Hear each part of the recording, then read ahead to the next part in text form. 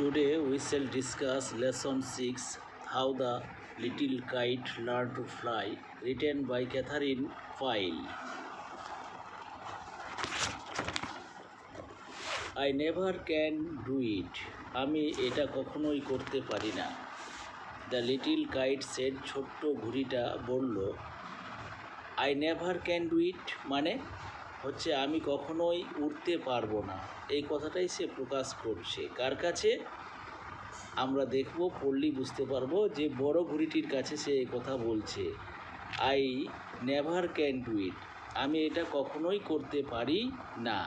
The little kite said, ছোট্ট ঘুড়িটি বলল। As he looked at the other things high over his head, যেই মাত্র সে অন্যান্য জিনিসগুলির দিকে তাকালো তার মাথার উপরে থাকা। আই নো, আমি জানি। I should fall if I tried to fly. আমি জানি আমি পড়ে যাব যদি আমি উড়ার চেষ্টা করি। ট্রাই, চেষ্টা করো, said the big kite, বড় ঘুড়িটি বলল। অনলি ট্রাই, শুধু চেষ্টা করো।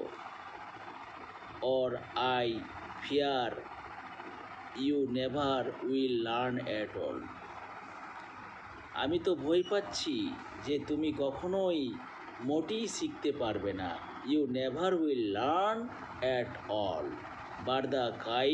But the little kite said, কিন্তু ছোট্ট ঘুড়িটি বলল, I am afraid I will fall, আমি ভীত, আমি পড়ে যাব।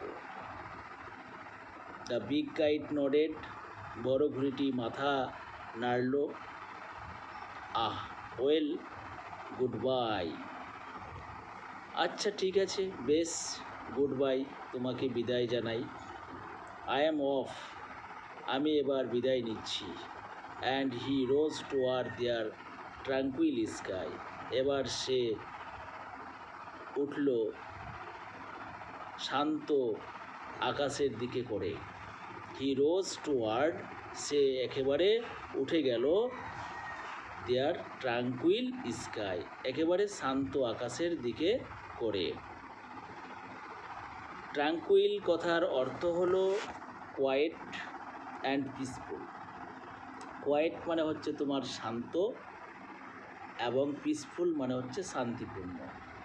তাহলে সে কোন দিকে করে উঠে গেল? সে উঠে গেল একেবারে শান্ত আকাশের দিকে করে উঠে গেল।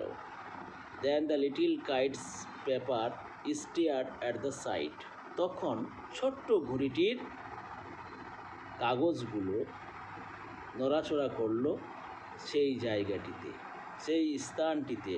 At the side and trembling হি শুক হিমসেলফ ফ্রি ফর ফ্লাইট, এবং সে কাঁপতে কাঁপতেই নিজকে ঝাঁকুনি দিল যাতে করে সে ওড়ার জন্য ফ্রি বোধ করতে পারে। Then the little kite's paper stared at the sight, and trembling he shook himself free, এবং সে নিজকে একটু ঝাঁকুনি দিল ফ্রি করার মানে স্বাধীন করার, যাতে করে ফর ফ্লাইট মানে উড়ার জন্য। এবং সেটা সে কেমন করেছিল? ট্রেম্বলিং মানে কাঁপতে কাঁপতেই। ফার্স্ট হোয়াইলিং, প্রথমে সে ঘুরপাক খেলো। অ্যান্ড ফ্রাইটেন, এবং সে ভীত হলো। দেন ব্রেভার গ্রন, তারপরে তার মধ্যে সাহস জন্মালো। Up up he rose through the air alone, তারপরে সে একেবারে উঠতে উঠতে উপরের দিকে একেবারে সে চলে গেল। সে একাকী বায়ুতে চলে গেল, বায়ুর মধ্যে দিয়ে একেবারে উপরেই চলে গেল। আপ আপ মানে মানে উপরে উঠতে শুরু করলো। He rose through the air alone, সে একেবারে উঠতে উঠতে একেবারে বায়ুর মধ্যে দিয়ে একাই উপরে চলে গেল। আজকে এইটুকু, তারপরে কারণ এই কবিতাটি ছোট এবং আমি চাই যে এটা 2 দিনে আমি পড়াবো, ঠিক আছে? তারপরে